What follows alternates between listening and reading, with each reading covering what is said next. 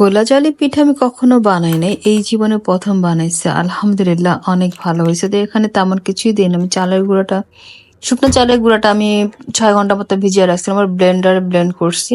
তারপর ডিম আর তেল দিয়ে ভালো করে একটু বেট করে নিছি। পরে আর কি, তো এটা আমার বর অনেক পছন্দ করে। এটা হলে সে আর সারাদিন আর ভাত খাবে না। এই খোলা জালি পিঠা আর হচ্ছে গরুর মাংস, আলু দিয়ে ঝোল, মানে সে যে কি পছন্দ করে খাইছে আমি বুঝাইতে পারবো না। তো এরকম যদি কারো ভালো লাগে তোমরা অবশ্যই বাসায় ট্রাই করে দেখতে পারো। তো তেমন কিছুই করা লাগে না, এটা এত সুন্দর উঠে যায়। আমি তো মনে করছি হবেই না, পরে দেখি যে না, আলহামদুলিল্লাহ।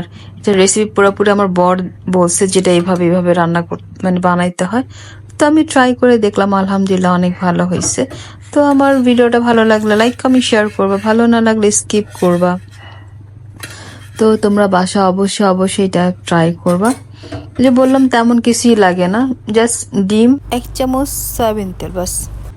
আর চালের গুঁড়া, সেটা শুকনা হোক আর ভিজা হোক। আর শুকনা হলে 6 ঘন্টা আগে তোমরা ভিজায় রাখবা, মানে গোলায় রাখবা। পর একটু ব্লেন্ড করে নিলেই সুন্দর হয়ে যায়। আর এটা কোনো প্রেশার না, জাস্ট তাওয়ার মধ্যে দিলেই না, ঢাইকা দিলে কিছুক্ষণ পরে ঢাকনা উঠায় ফেললেন, একদম উঠা আসে অটোমেটিক, দেখছি উঠা আসছে।